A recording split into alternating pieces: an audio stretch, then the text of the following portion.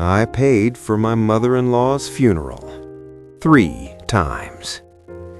Let that sink in. The same woman, 3 different funerals, 3 different emergency wire transfers to Nigeria. Thousands of dollars each time. And you know what the crazy part is? She's been dead for 10 years. Right now, half the people who know my story are calling me heartless. They're saying I'm cruel for what I did to my wife. They're saying marriage is about forgiveness, about working through things, about second chances. The other half, they're asking me why I waited so long, why I didn't see the signs. How could I be so blind? But before you rush to call me stupid, before you type, "How did you not know?" in the comments, before you judge me for what I'm about to tell you, I need you to understand something. When you love someone, when you trust someone completely, you don't go looking for lies. You don't investigate the person sleeping next to you every night. You don't fact-check your wife's tears. And that's exactly what she was counting on. My name is Marcus. I'm a 38-year-old software engineer living in Atlanta, Georgia. I make good money. Not rich, but comfortable. 6 figures, nice house in the suburbs, 2 cars, the American dream. And for the past 8 years of my marriage, I've been sending that money to Nigeria for emergencies that never existed, for medical bills that were never real, for a mother-in-law who's been in the ground since 2014. Let me take you back to where this all began. 10 years ago, 2015. I met Grace at a tech conference in Austin. She was working the registration desk for one of the vendor booths. Beautiful woman. I'm talking about the kind of beautiful that makes you forget what you were about to say. She had this smile that just lit up the whole room. Elegant, well-spoken, had that subtle Nigerian accent that wasn't too thick, just enough to be charming. We talked during the lunch break. She told me she'd moved to the States 5 years earlier for college, got her degree in marketing, and was working in events while trying to break into corporate. "I'm trying to build something here," she told me. "America is full of opportunities. I want to make my mother proud." She talked about her mother a lot, how her mom had sacrificed everything to send her to school, how her mom was still back in Lagos, living alone, getting older, how Grace sent money home every month to take care of her. I respected that. I come from a family where you take care of your parents. That's not negotiable. So hearing her talk about supporting her mom, that made me respect her even more. We exchanged numbers, started dating long distance, me in Atlanta, her in Austin. 6 months later, she got a marketing job in Atlanta and moved here. 2 years after that, I proposed. The wedding was small, courthouse wedding, really, because Grace said she didn't want to spend money on a big celebration when her mother wasn't well enough to travel from Nigeria. "My mom is sick," she explained, tears in her eyes. "She has diabetes, high blood pressure. The medical care in Nigeria isn't good. I'd rather use the money to help her than spend it on one day of celebration." How could I argue with that? That's love. That's sacrifice. That's the kind of woman you marry. So we got married at the courthouse. Just us, 2 witnesses, and a judge. Grace cried during the vows. She said she wished her mother could be there to see this. "She would be so proud of you," I told her, wiping her tears. "We'll go visit her soon, I promise." "Thank you, baby. Thank you for understanding." 3 months after we got married, Grace came to me crying. I'd just gotten home from work. She was on the couch, her phone in her hand, tears streaming down her face. "Marcus," her voice was shaking, "it's my mom." My heart dropped. "What happened? Is she okay?" "She had a stroke. She's in the hospital. It's bad, Marcus, really bad. They don't know if she's going to make it." I sat down next to her, pulled her into my arms. She was sobbing into my chest. "The hospital is asking for money up front," she said between sobs. "You know how it is in Nigeria. No money, no treatment. They're asking for $5,000 for the surgery. I don't have it. I've been sending everything I can, but I don't have $5,000 right now." I didn't even hesitate. "We'll send it," I said, "right now. We'll go to Western Union right now and send it." "Marcus, that's your savings." "Grace, it's your mother. We're not having this conversation. Get your purse, we're going." We drove to Western Union. I filled out the form. $5,000, wired to a hospital in Lagos, Nigeria. Grace was crying the whole time. "Thank you, baby. Thank you. I'll pay you back, I promise. I'll pay you back." I told her, "You're my wife. Your family's my family. You don't have to pay me back." She hugged me so tight in that Western Union. Other customers were staring at us. She was crying so hard. "You're an angel," she kept saying. "You saved my mother's life." And I felt good. I felt like a good husband, like I was doing the right thing. That was the first payment. 6 months later, it happened again. I came home from work and Grace was on the phone speaking Yoruba. Fast, urgent, panicked Yoruba. When she saw me, she quickly said something and hung up. "Baby, that was my cousin. My mom, she's back in the hospital." "What?" "I thought she recovered from the stroke." "She did, but now it's her kidneys. The doctors say she needs dialysis, maybe a transplant eventually, but right now they need money for the dialysis treatments. It's $3,000. $3,000. I didn't question it. Why would I? Her mother was sick. That's what the money from 6 months ago was for. Sick people need ongoing treatment. We sent the $3,000. 4 months after that, another emergency. This time, Grace told me her mother had fallen and broken her hip. Surgery needed. Another $4,000. Then it was pneumonia. $2,000. Then complications from the diabetes. $3,500. Then a heart issue. $6,000. Every few months, there was a new medical emergency, a new crisis, a new urgent need for money. And every single time, Grace would cry. She would be on the phone with family back home, speaking fast Yoruba, sounding desperate. She would hang up and tell me what happened, tears streaming down her face. And every single time, I sent the money. Do you know why? Because I trusted my wife. Because her pain looked real. Because I couldn't imagine someone faking that kind of anguish over and over again. I started keeping track in my head, not because I was suspicious, but because I was worried about our savings.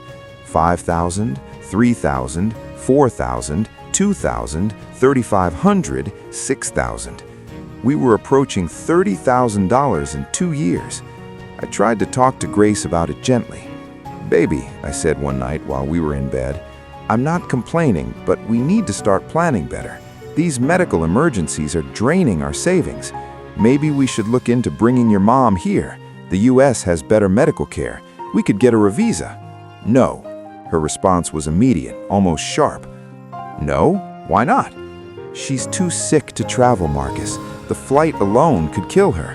And the stress of immigration, of leaving everything she knows, it would be too much."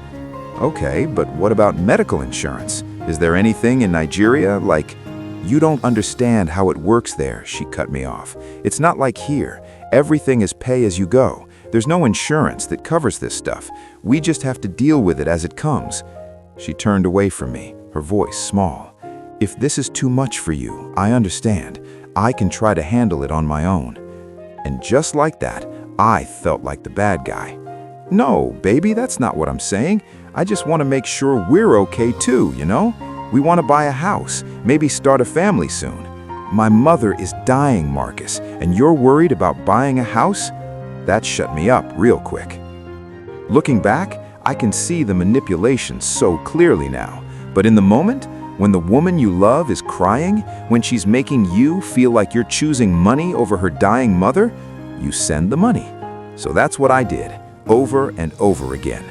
By year 5 of our marriage, I had sent over $50,000 to Nigeria. $50,000. That's a down payment on a house. That's a new car paid in full. That's a college fund for kids we kept saying we'd have once things settled down with my mom. But things never settled down. There was always another emergency. Always. Year 6, March 2021. I was in a Zoom meeting when Grace called me 3 times back to back. That's when I knew something was really wrong. I muted myself on the call. "Grace, what's wrong?"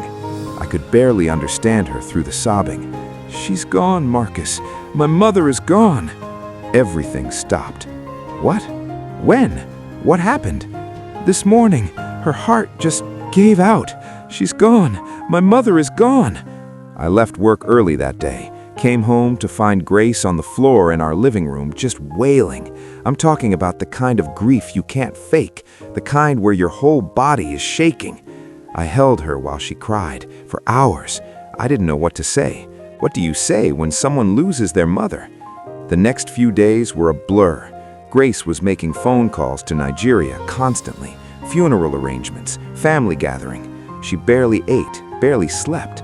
And then came the conversation about the funeral.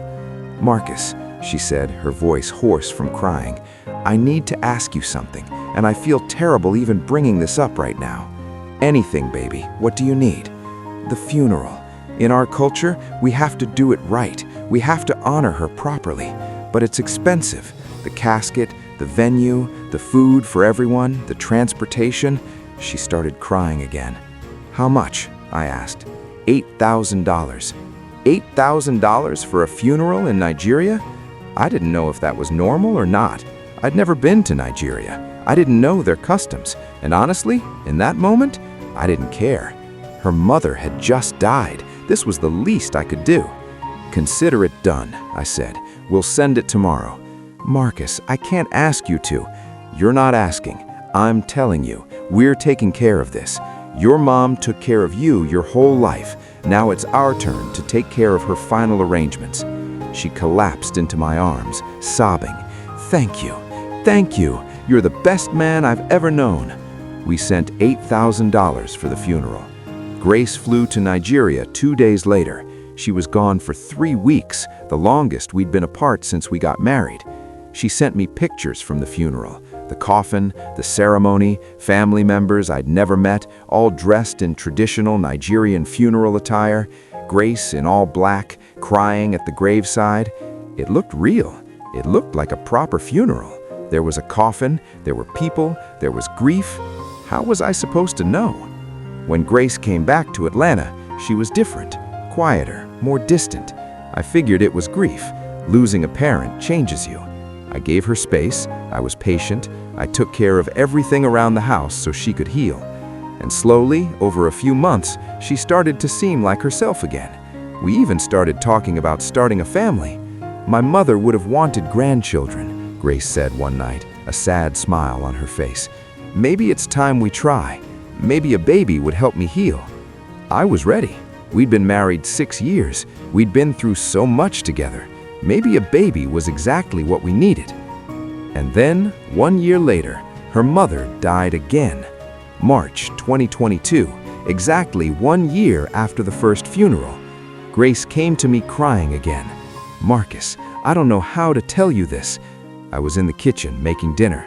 I turned around, saw her face, and my heart sank. "What's wrong?" "It's my mom." The room started spinning. "Grace, what are you talking about?" I'm sorry, I should have told you before." "Told me what?" "When she died last year, we did a small private ceremony for close family, but I didn't tell you. In our culture, we do a 1-year memorial. It's a second funeral, to honor them properly. It's tradition." I just stared at her. "A second funeral?" "Yes, it's normal in our culture. We celebrate their life, we have another ceremony, How much?" She hesitated. $6,000. $6,000 for a second funeral for someone who's already buried? I know how it sounds. Do you? I snapped, and I never snap at Grace, but it was too much. "Marcus, please don't be angry. This is my culture. This is how we honor our dead. If we don't do this, the family will be disgraced. People will talk. They'll say I abandoned my mother, that I forgot her just because I'm in America now." She was crying again, and I felt that familiar guilt creeping in. Was I being insensitive? Was I being culturally ignorant? Was I putting money over honoring the dead? Fine, I said finally. Send me the details. I'll transfer the money. Thank you, baby. I know it's a lot. I know we've already spent so much, but this is the last one, I promise. After this, it's done. $6,000. I sent it. Grace didn't go to Nigeria this time.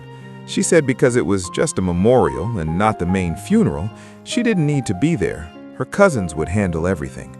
She showed me pictures afterward. Another ceremony, same family members, food being served, Grace's mother's picture on display.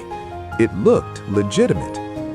And then, the next year, it happened again. March 2023. When Grace came to me with tears in her eyes saying there was one more memorial tradition for her mother, I finally said no. Grace, how many times are we going to bury your mother? Marcus, you're being disrespectful. Am I? Because we've now sent over $70,000 over the years for your mother's medical care and 3 funerals. 3. They're not funerals, they're memorial. I don't care what you call them. It's thousands of dollars each time for a woman who died 2 years ago. We had our first real fight. Grace accused me of being selfish, of not understanding her culture, of disrespecting her dead mother. But this time, something was different. This time, I didn't back down. Show me the death certificate, I said. She froze. What?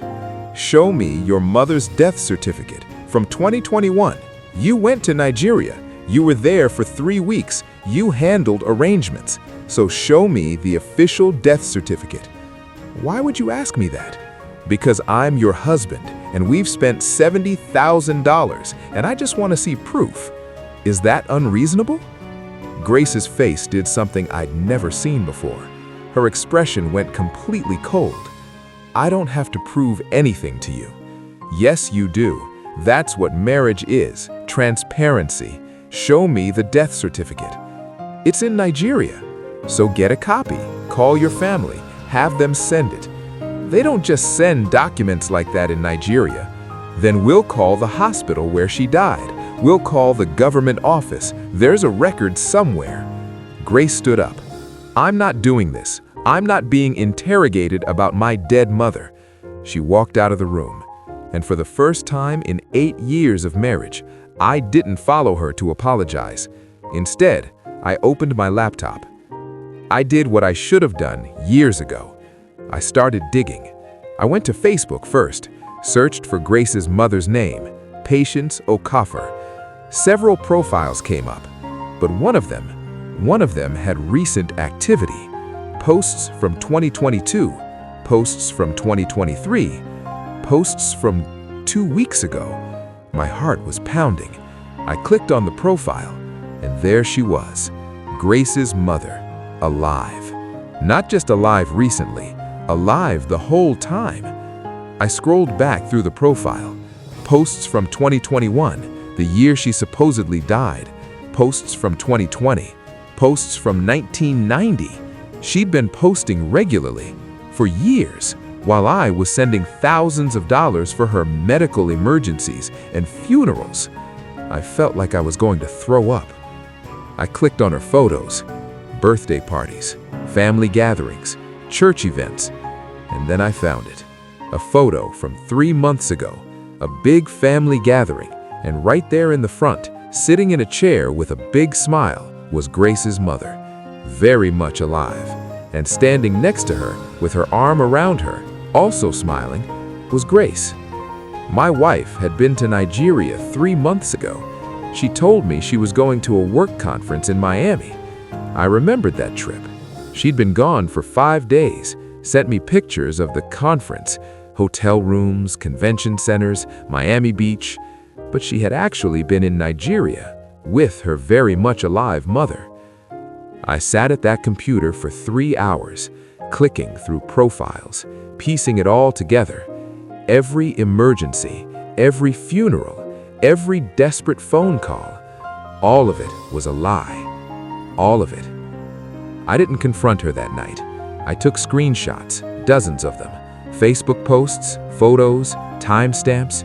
I backed everything up to my cloud storage, printed some of it out, and then I went to bed. Grace was already asleep, or pretending to be. I laid there next to her, staring at the ceiling, my mind racing. 8 years, $70,000. How many lies did she tell? How many times did she cry fake tears? How many times did I comfort her while she was scamming me? The next morning, I called in sick for work. Grace got up, showered, got dressed for her job. She worked in marketing for a tech company downtown. "You okay?" she asked, noticing I was still in bed. "Not feeling great. I'm staying home today." "Okay, baby, feel better. I'll bring you some soup on my way home." She kissed my forehead and left for work. The moment her car pulled out of the driveway, I got up. I went through everything: her closet, her drawers, her desk in the home office we shared.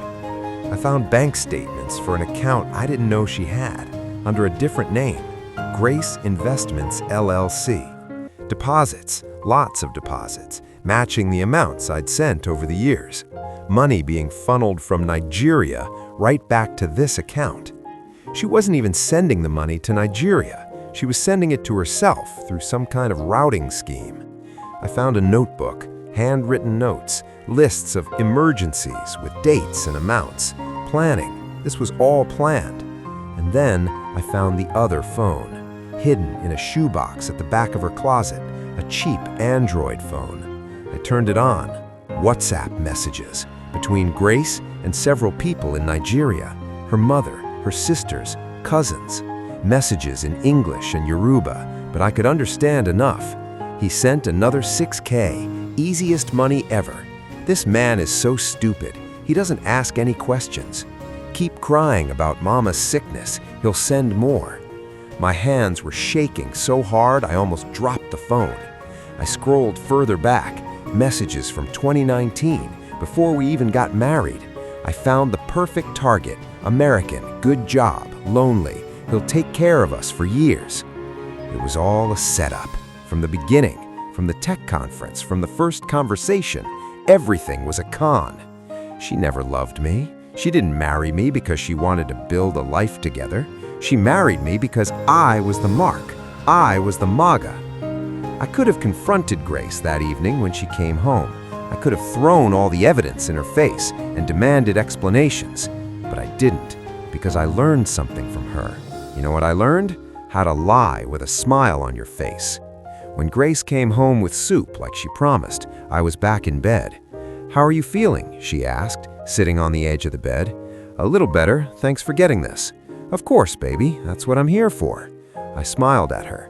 "I don't know what I'd do without you." "You'll never have to find out," she said, kissing my forehead again.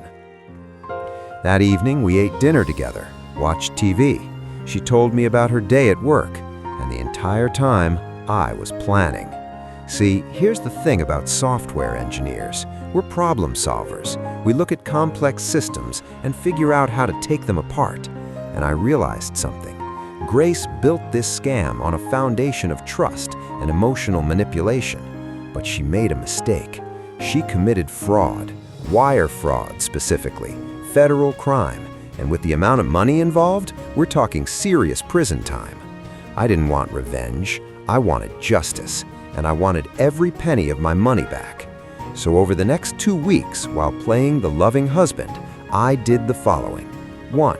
I contacted a forensic accountant, gave them all the evidence, had them trace every dollar. 2.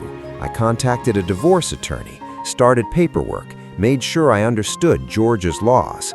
3. I contacted the FBI, scheduled a meeting, brought all my documentation. 4. I opened a new bank account Grace didn't know about, started rerouting my paychecks there. 5. I changed all my passwords, every account, every login, everything. 6. I secured all important documents, birth certificate, passport, social security card, tax returns, in a safe deposit box at a bank she didn't have access to. And through all of this, I came home every day and kissed my wife hello. I asked her about her day. I made dinner. I watched Netflix with her on the couch. I even sent her flowers at work one day with a note that said, "Just because I love you." Her coworker texted me, "Grace is crying happy tears at her desk. You're the best." I know exactly how to make her cry happy tears. I'd been doing it for 8 years. 3 weeks after my discovery, I had a meeting with FBI Special Agent Jennifer Walsh. I walked into the federal building in downtown Atlanta with a folder 3 inches thick. Bank statements, wire transfer receipts, screenshots of Facebook posts, photos of the dead mother alive and well, WhatsApp messages from the burner phone, the notebook with the planned emergencies, account statements for Grace Investments, LLC, everything. Agent Walsh was a woman in her 40s, sharp eyes, no-nonsense demeanor. She sat across from me in that interview room and listened to my story without interrupting. When I finished, she looked through the documents for 20 minutes in silence. Finally, she looked up at me. "Mr. Johnson, what you've experienced is wire fraud and likely conspiracy to commit fraud. The amount involved, $70,000, puts this firmly in federal jurisdiction. Can you help me? We can investigate. Based on what you've shown me, there's definitely probable cause. But I need to ask you something important." "Okay. What outcome are you looking for here? Are you looking for prosecution? Restitution? Both?" I took a deep breath. I want my money back, and I want her to face consequences. She didn't just steal from me. She emotionally manipulated me for 8 years. She married me under false pretenses. She made me think I was helping a dying woman when it was all a lie. Agent Walsh nodded. "I understand. Here's what's going to happen. We're going to open an investigation. We'll need to seize financial records, interview witnesses, possibly coordinate with Nigerian authorities if there are co-conspirators abroad. Her mother is involved, her sisters, maybe more family members. We'll look into all of it, but Mr. Johnson, I need you to understand something. The moment we execute a search warrant or make an arrest, your wife will know you're the one who reported her. Your marriage will be over." "It's already over," I said. "It was never real to begin with." Agent Walsh gave me a small, sad smile. "You'd be surprised how many people sit in that chair and say exactly what you just said. How long until something happens? Investigations like this take time. Could be weeks, could be a few months. We need to build an airtight case. In the meantime, you go home and act normal. Don't confront her, don't tip her off. Can you do that?" I thought about Grace, about her tears, about her perfect performance. I can do that. I've learned from the best. 2 months later, on a Tuesday morning in June, Grace left for work like normal. Minutes later, my phone rang. Agent Walsh. "Mr. Johnson, we're executing the warrant this morning at her workplace. Is there anywhere you need to be?" "No, I took the day off." "Good. We'll also be coming to the residence to seize evidence. You'll need to let the agents in." "I understand." "One more thing. After we make the arrest, we'll need you to come in and give a formal statement. Can you do that this afternoon?" "Absolutely." 2 hours later, there was a knock on my door. 3 FBI agents. They showed me the search warrant. I let them in. They went through everything. Grace's office, her closet, her car in the garage. They took computers, phones, documents, external hard drives. I sat in the living room and watched them work. One of the agents, a younger guy, came up to me. "I know this is hard," he said, "but you did the right thing." "Doesn't feel like it yet," I admitted. "It will, eventually."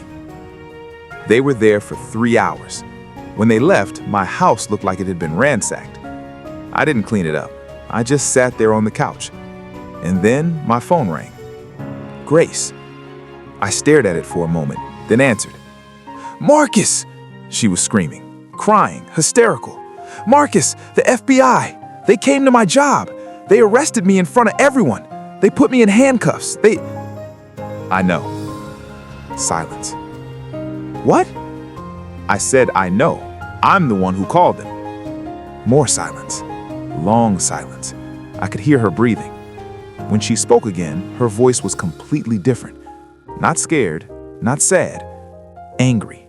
Cold. her real voice. "You bastard." "That's funny coming from you. You're going to regret this. Do you know who my family is? Do you know what we can do?" "Threaten me all you want, Grace, or whatever your real name is. The FBI has everything. The accounts, the messages, the fake death certificates, all of it. It's my word against yours. Actually, it's my evidence against your lies, and unlike you, I have proof." I could hear her starting to panic, the reality setting in. "Marcus, please, we can work this out. I can explain everything." "Oh, now you can explain after 8 years of lies? I never wanted to hurt you. You married me to scam me. You called me stupid to your family. You made me think I was helping a dying woman. Marcus, please." "Your mother's not dead, Grace. She's alive. She's been alive this whole time. I've seen her Facebook. I've seen the pictures." She was crying now. Real tears this time. Not manipulation tears. Fear tears. "Please don't do this. Please, I'll pay you back. All of it. Just drop the charges. Please." "I can't drop federal charges. That's not how it works. You committed wire fraud. That's a federal crime." "I'll go to prison." "Yes, you will." "Marcus, I'm sorry. I'm so sorry." And for the first time in 8 years, I actually believed she meant it. Not sorry for what she did. Sorry she got caught. "Goodbye, Grace." I hung up. She called back 17 times. I didn't answer. Grace was charged with wire fraud, conspiracy to commit fraud, and making false statements to federal officials. She made bail the next day. Her family back in Nigeria somehow came up with $20,000. The same family that was supposedly so poor they needed my money for medical emergencies. The trial was set 9 months later, but it never got that far. 3 months in, Grace's attorney approached my attorney with a plea deal. She would plead guilty to wire fraud. She would serve 18 months in federal prison, and she would pay full restitution, $70,000 plus court costs. My attorney asked me if I wanted to accept. "Will she actually pay the restitution?" I asked. "It'll be court-ordered. She'll have a payment plan. It might take years, but yes, you'll get your money back." "And she'll go to prison?" "Yes, 18 months. She'll serve at least 14 with good behavior." I thought about it for a long time. Part of me wanted to watch her squirm in a full trial. Part of me wanted to see her family members implicated and arrested. But another part of me just wanted it to be over. "Accept the plea," I said. The divorce was finalized 2 months before she reported to prison. I got the house, I got my retirement accounts, she got nothing except a criminal record and a debt she'll be paying off for the next 10 years. The last time I saw Grace was at the final divorce hearing. She looked different, smaller somehow. Her hair wasn't done, no makeup. She'd lost weight. She tried to make eye contact with me across the courtroom. I looked away. When it was over, when the judge signed the papers and declared us officially divorced, I walked out of that courthouse and I took the deepest breath I'd taken in years. Free. It's been a year since Grace went to prison. I'm in therapy now, working through trust issues, working through the anger, working through the embarrassment of being fooled for so long. Because that's the thing nobody talks about when something like this happens to you. The shame.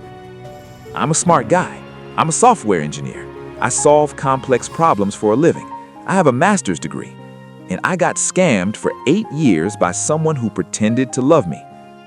How do you reconcile that? My therapist keeps telling me it's not about intelligence. She says, "Marcus, emotional manipulation is a skill. Grace was a professional. She found your vulnerability, your loneliness, your desire for family, and she exploited it. That doesn't make you stupid. That makes you human." I'm trying to believe that. I'm dating again, slowly, carefully, with walls up that maybe shouldn't be up, but I'm working on it. I told a woman on a 3rd date about what happened. I figured she should know. You know what she said? "That must have been devastating, but the fact that you're here, that you're trying again, that's brave." I almost cried. I get messages sometimes from people who've heard my story, people going through similar things. Some of them are men who've been scammed by women. Some are women who've been scammed by men. Some are people whose family members are stealing from them. Some are people who suspect something is wrong but are too afraid to look. And I tell them all the same thing. Trust your gut. If something feels off, it probably is. And don't let anyone make you feel guilty for protecting yourself. Some people think I went too far. They say I should have just divorced Grace and let it go. She's going to prison, Marcus. Isn't that enough? Did you have to take everything from her? And my answer is this. She took 8 years from me. 8 years I can't get back. 8 years of lies, manipulation, and theft. She didn't just steal my money. She stole my trust, my peace, my ability to believe someone when they say they love me. So no, I don't think I went too far. I think I did exactly what needed to be done. Here's my question for you. If you discovered that someone you loved, someone you trusted completely, had been lying to you and stealing from you for years, what would you do? Would you forgive them? Give them another chance? Or would you do what I did?